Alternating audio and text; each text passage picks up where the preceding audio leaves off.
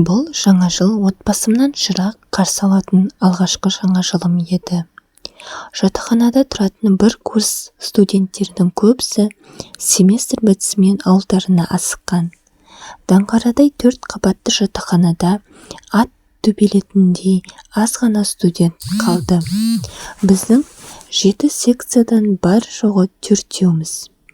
Қалған секциялардан жинап-тернеп тағы 5-6 баланың басын қостық. Азын-аулақ ақша да жиналды. Қызыл кеңірдек болып көрісіп жатып, базарға кім баратынын шештік. Дауылдасып жүріп бөлмені безендіретіндерді де тағайындадық. Айтысып жүріп, ас үйге аспаздарды бекіттік.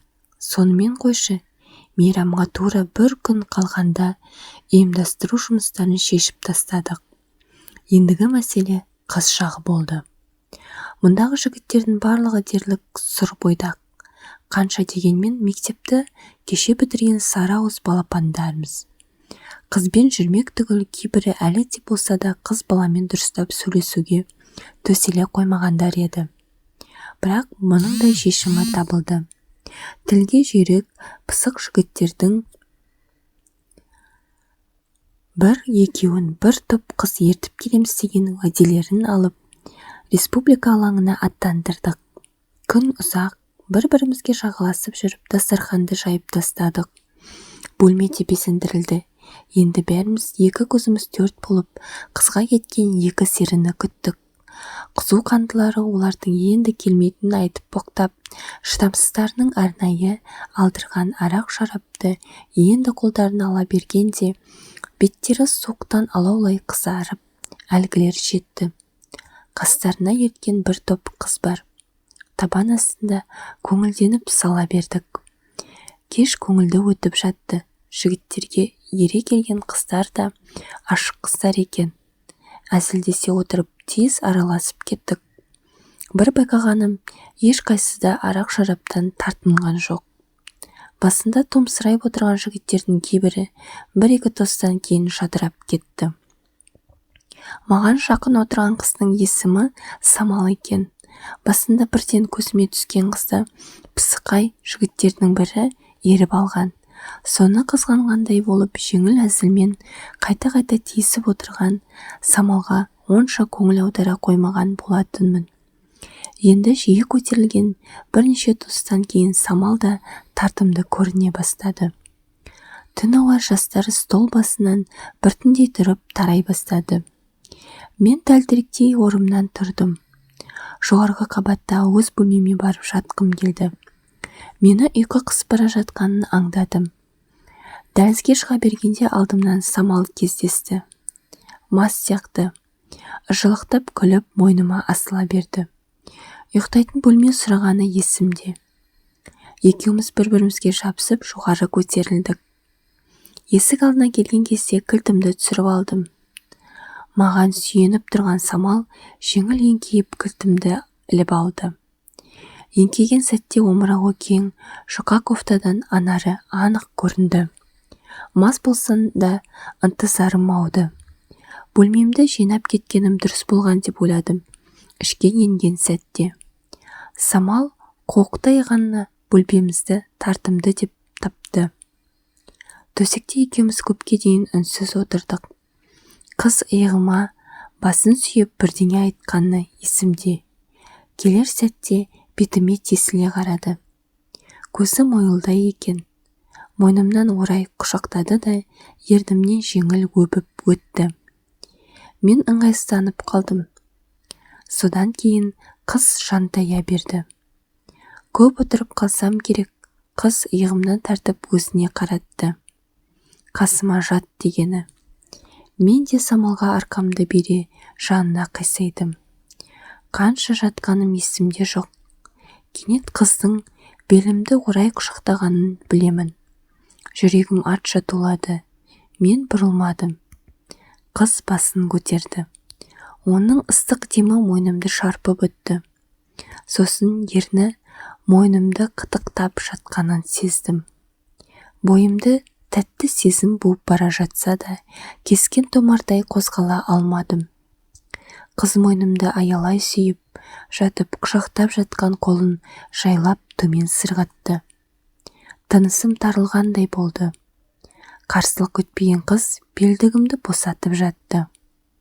Мен аузымды ашып бірдеңе айтқым келген, бірақ үлгірмедім. Қыздың қолдары айғырды оғалап жатты. Өзіме жат бір сезімнің бойымды жаулап алғанын аңдадым. Қыздың жұмсақ алақанының табынан шексіз ләззатты сезіндім. Басым айналғандай болды. Кенет қыз мені өзіне тарып аунатты. Үстіме міне ерніме жабысты. Бос тұрған бір қолымен түймелерімді ағытты. Мен сүйкімді күйге беріліп, қолдарымның бос қалғанын байқамадым. Қыз ауымнан қолын шығарды. Сосын қолымды көтерді де өзінің кофтасының астын бағыттады. Шалыс қимылдаған қыз үстіме мінді. Сөйтті де үстіндегі кофтасын шешіп үлгерді. Жеңіл қимылмен іш киімін ағытты. Менен жауап қимыл күткен болу керек. Қыз әнтек жымиып бір сәт бөгеліп отырды. Сосын одан дауа жоқ екенін білді ма, қолымды көтерді де анарының үстіне қойды. Мен өмірімде бірінші рет қыздың анарын ұстадым. Қыз мені ұзақ аймалады. Қыз үстімен түспеген қалпы лып етіп бұтын жалаңаштап үлгерді. Мен де шалбарымды шешуге жанталасып жаттым. Екеуміз де жалаңаш қалдық. Қыз үстіме қайта отырған кезде қақайған құралым қыз бұтының ыстығын сезді. Туа бітетін инстинкт емес пе? Жалма-жан құралыма жабысып, қыз бұтының сызығын көздедім. Бірақ қыз қолымды қағып үлгерді. Сөйтті де сүйірлене біткен анарын маған тосты. Мен батылсыз қимылмен анарын қыса ұстап, үрпілерін сора бастадым. Қыз кегізіп үлгерді. Айғырымды қыз ұстады да үстіне қонды. Ып-ыстық екен. Тәтті ләззатқа беріліп көзім жұмыла берді. Қыз алдыға қарай еміне ұмтылды. Қосып кеткен едім. Белімді көтере бере, екі-үш есегенде бойымды керемет сезім кернеп өтті де бұтымның арасына барып тірелді. Мен бітіп үлгердім. Самал менің алғашқы төсектесім екенін бірден сезді. Жұмсақ алақанымен кеудемді сипалап біраз жатты. Сосын шалқалай жатып мені өзіне қарай тартқан. Аунай құлап қыздың үстіне шықтым. Қыз ұсынған нәрсені кие алмай ұзақ әуреленгенім есімде. Ақыры Самал өзі кигізді. Қыз бұтын талтайта берді. Қолын төмен жіберіп, құралымды ұясына бағыттап үлгерген. Мені ұмсына қозғалдым. Қыздың ыңырсыған даусымен бірге баяу қозғаламын. Бұл жолы ұзаққа шыдадым. Самал астымда ыңырсып, біраз жатты. Келер сәтте қыз көтерілді, тізерлеп тұрды да маған артын тоса берді. Ұясы кең ашылған екен, лып етіп кірді. Барымды салып ұрғылап жатырмын. Қыз ыңқылдай түсіп, төсектің басына жабысқан күйі тұра берді. Арасында қолын астына жіберіп, өзінкін уқалаумен болдым.